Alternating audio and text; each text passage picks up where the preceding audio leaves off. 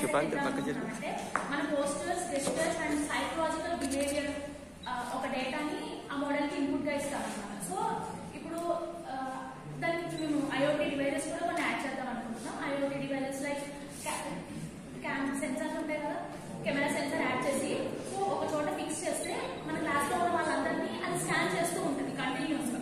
So మనం already దీనికి ఒక డేటా సెట్ అనేది ఇచ్చాం. ఏంటి, పోస్టర్స్ ని బట్టి కానీ psychological behaviour like me I movement కానీ హ్యాండ్ మూవ్మెంట్, గెస్టర్స్ అన్నిటినీ అంత డేటాతో ఆ మోడల్ ని ట్రైన్ చేస్తున్నాం కాబట్టి సో ఎవరైతే క్లాస్ వినకుండా లేదా ఫోన్ చూస్తున్నా ఇలాంటి పోస్టర్స్ ఆల్రెడీ దాన్ని ట్రైన్ చేసి ఉంటాము. సో ఇలాంటిగా ఎవరైనా కనపడితే అది గెస్ట్ చేసేసి అండ్ మోర్ ఓవర్ క్లాస్ లో ఉన్న స్టూడెంట్స్ డీటెయిల్స్ మొత్తం ఆ మోడల్ నుంచి ముందే ట్రైన్ చేస్తాం అనమాట.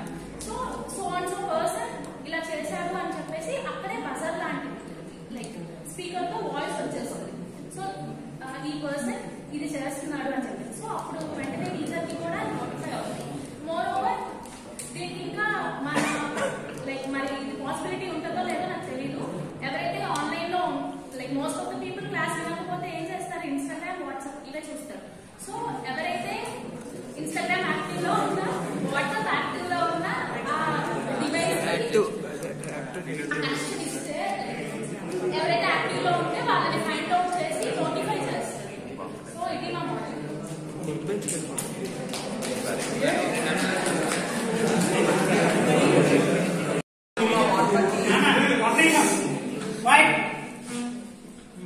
మా మోడల్ బట్టి క్లాస్ లో స్టూడెంట్స్ 2 కేటగిరీస్ కింద క్లాసిఫై చేసాం. Interested and not interested.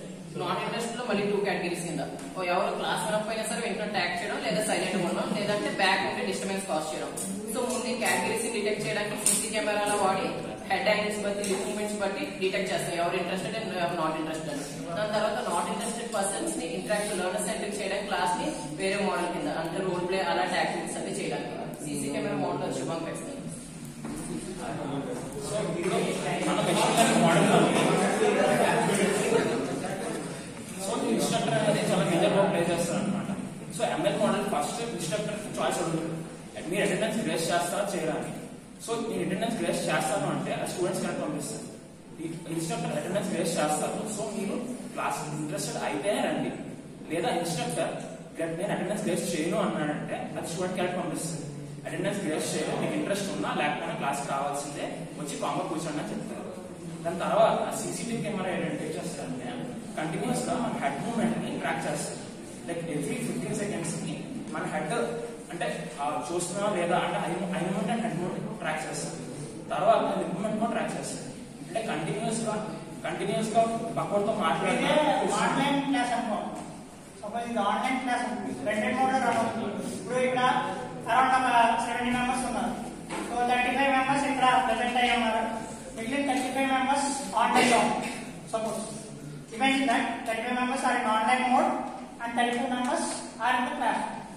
ఇప్పుడు ఆ 35 మెంబర్స్ దగ్గర డేటా అవైలబుల్ గా ఉంటుందా లేదని మనం గెస్ చేయాలి. ఫస్ట్ నువ్వు హెడ్ మూవ్మెంట్స్ అంటున్నావు, వాళ్ళందరి కెమెరాస్ ఆన్ చేయలేదు, there is no chance in that. కదా, అందరి కెమెరాస్ ఆన్ చేసి అందరి యొక్క మూమెంట్స్ ని ఐడెంటిఫై చేసేంత ఇది ఇన్స్ట్రక్టర్ ఉండదంట. సార్ ఆన్లైన్ అన్నప్పుడు ఆ విండో లాక్ చేసేస్తాను.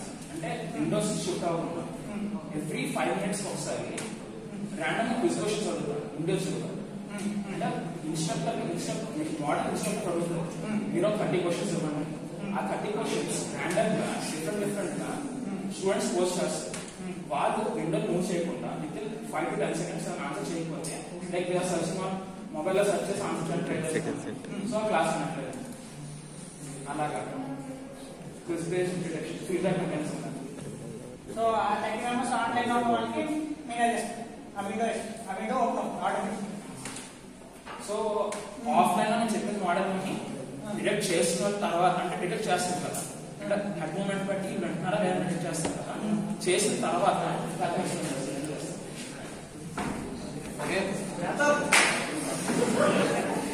టూ మచ్ టెక్నికల్ అయిపోయింది. అంటే కెమెరా సెన్సర్స్ ఏవో వాడేసారు వాడు.